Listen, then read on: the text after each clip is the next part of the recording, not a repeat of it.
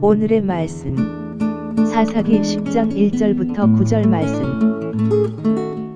하나님 아버지, 금요일 아침 이 시간도 주님의 은혜를 삼음으로 주님 앞에 나갑니다. 이 시간에도 우리 모두에게 말씀을 통해 하나님의 음성을 들려주옵소서. 예수님의 이름으로 기도합나이다. 아멘. 할렐루야. 성기 성도 여러분, 오늘도 하나님의 은혜와 평강이 가득한 하루가 되시길 축복합니다. 오늘 우리에게 주시는 하나님의 말씀은 사사기 10장 1절에서 9절 말씀입니다. 아비멜렉 바로 뒤에 사사 돌라가 일어났습니다. 돌라는 누구입니까? 1절, 아비멜렉의 뒤를 이어서 이사갈 사람 도도의 손자 부하의 아들 돌라가 일어나서 이스라엘을 구원하니라. 그가 에브라임 산지 3일에 거주하면서 아비멜렉 후에 혼란에 빠진 이스라엘을 구원한 사사는 돌라였습니다. 23년간 평화를 이룩했습니다. 성경은 돌라를 도도의 손자 부하의 아들이라고 소개합니다. 할아버지의 이름, 아버지의 이름을 모두 소개하고 있습니다. 돌라는 믿음이 좋은 집안에서 자라난 사람이었습니다. 할아버지 도도, 아버지 부하의 신앙 유산을 그대로 물려받은 사람이었습니다. 그런데 1절에 보니 돌라가 이스라엘을 구원했다고 소개합니다. 누구로부터 구원했는지 외부의 적은 나타나지 않습니다. 돌라는 외부의 적보다는 내부를 잘 정리한 사람입니다. 지파 간의 분쟁, 우상 숭배를 억제시켜준 사사였습니다. 눈에 보이는 적이 아니라 눈에 보이지 않는 적으로부터 이스라엘을 구원한 사사였습니다. 밖으로 드러난 부분보다 드러나지 않은 일을 잘 처리했던 사사였던 것이죠. 돌라는 벌레라는 뜻입니다. 벌레처럼 자신을 낮추고 다른 사람을 섬기는 삶을 살라고 이름을 지어주신 것 같습니다. 돌라는 23년 동안 자신의 이름처럼 다른 사람을 섬기는 삶을 살았습니다. 3절, 그 후에 길앗 사람 야일이 일어나서 22년 동안 이스라엘의 사사가 되니라. 길앗 사람 야일은 22년간 평화를 이루었습니다. 4절, 5절, 그에게 아들 30명이 있어 어린 낙이 30을 탔고 성읍 30을 가졌는데 그 성읍들은 길앗 땅에 있고 오늘까지 하봇 야일이라 부르더라. 야일이 죽음에 가문에 장사되었더라. 아들이 30명 있었고 어린 낙이 30을 탔고 성읍 30을 다스리게 했습니다. 어린 나귀를 탔다는 것은 평화의 시기였음을 보여줍니다. 전쟁 시에는 나귀가 아니라 말을 타고 다녔다고 표현합니다. 30개의 성읍을 다스리며 22년간 평안의 시기를 가져왔습니다. 어떻게 이런 평화를 이룰 수 있었습니까? 야일이라는 이름은 빛을 비추는 사람이라는 뜻입니다. 다른 사람들을 향해 빛을 비추는 삶을 살려고 할 때 하나님께서 은혜를 부어주셨습니다. 야일을 보면 사람들 마음속에 닮고 싶고 따르고 싶고 함께하고 싶은 감동을 주었을 것입니다. 사람들에게 인생의 향기를 맛보게 하고 기쁨을 느끼게 하는 사람이었습니다. 야일과 그의 아들들이 죽고 나서는 하봇 야일이라고 불렀습니다. 야일의 거주자라는 뜻입니다.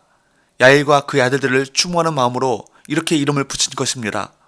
돌라와 야일은 아비멜렉의 반란으로 혼란해진 이스라엘을 수습하고 향기와 빛을 비추는 삶으로 사사의 직무를 아름답게 마감하였습니다. 짧은 기록이지만 45년 동안 한결같은 믿음으로 주님을 섬기는 사사들로 이스라엘의 평화가 있었습니다. 그런데 6절에 보면 야일이 죽은 후에 이스라엘은 여호와를 버리고 온갖 이방의 신들을 섬겼습니다. 사사가 통치하고 있는 동안에는 이스라엘 백성들이 하나님을 섬겼습니다. 그러다가 사사가 떠나가면 하나님을 버리고 대대적인 우상 숭배에 빠집니다. 6절, 이스라엘 자손이 다시 여호와의 목전에 악을 행하여 바알들과 아스타롯과 아람의 신들과 시돈의 신들과 모압의 신들과 암몬 자손의 신들과 블레셋 사람들의 신들을 섬기고 여호와를 버리고 그를 섬기지 아니하므로. 여호와를 버려 그를 섬기지 아니했다. 여호와를 버렸다는 말은 여호와를 거절했다는 의미입니다. 하나님을 섬기지 않았습니다.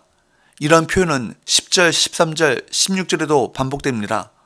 거듭거듭 같은 일들이 반복되고 있는 것입니다. 우리는 이런 질문을 할 수 있습니다. 하나님은 왜 사사를 계속해서 세우지 않으십니까? 사사가 계속해서 일하면 이스라엘이 이런 우상숭배에 안 빠질 텐데요. 그러나 우리가 속기 쉬운 것이 있습니다. 환경이 달라지면 마음이 달라질 것이라는 생각입니다. 아닙니다. 반대입니다. 마음이 바뀌어야 환경이 바뀌는 것입니다. 마음에서 결심하고 중심에서 결심하지 않으면 일시적인 것에 불과합니다. 진정한 변화는 환경에 있지 않습니다. 마음이 중요하고 중심이 중요합니다. 왜 하나님께서는 사사를 계속해서 세우지 않으실까요?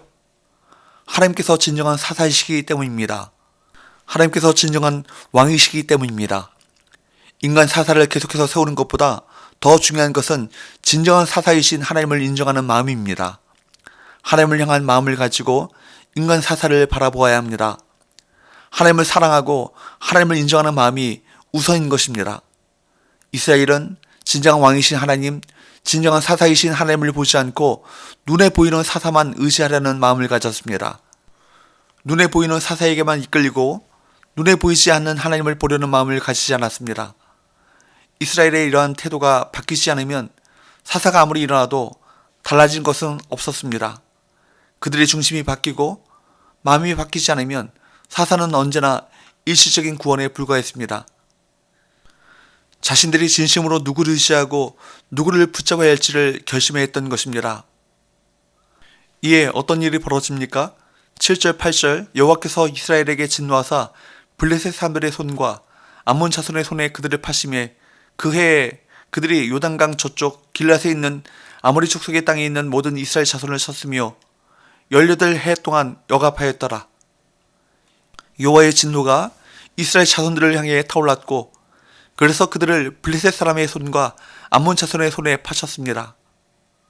그들이 그 해에 이스라엘 자손을 압제하고 학대했는데 요단 건너편 길앗에 있는 아모리 사람의 땅에 있는 이스라엘 자손을 18년 동안이나 압제했다고 성경은 말씀하고 있습니다. 하나님께서는 당연히 이스라엘의 악에 진노하셔서 이방 민족의 손에 그들을 넘기셨습니다. 그들이 닮아갔던 이방 민족에게 고통을 받게 하셨습니다. 우리는 종종 죄와 욕망을 쫓아가다가 그것에 잡혀 먹힌 사람들을 보게 됩니다. 처음에는 사람이 죄를 선택하고 그것을 소유하는 것처럼 보이지만 죄악은 마약처럼 결국 사람을 지배하게 됩니다. 마음과 영혼을 잡아먹기 때문입니다. 우리에게 기쁨을 주고 우리가 소유하는 것처럼 보일 수 있지만 욕망과 탐욕은 우리보다 우월한 힘을 가졌음을 알아야 할 것입니다.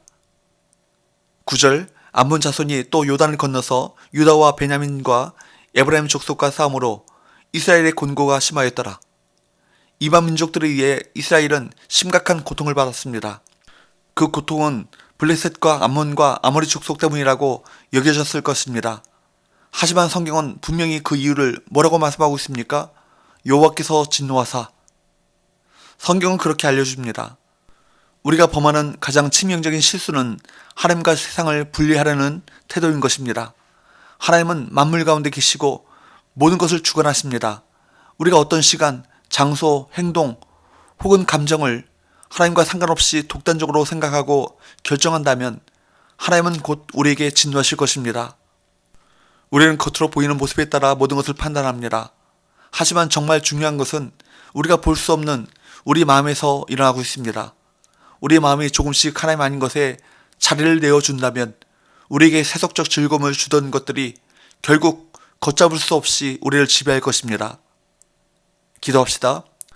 하나님 아버지, 이스라엘 백성들이 끊임없이 다시 죄에 빠지는 이 죄의 관성의 무서운 모습을 보면서 끊임없이 악에서 떠나 하나님께로 돌아가는 것이 얼마나 중요한지를 깨닫습니다.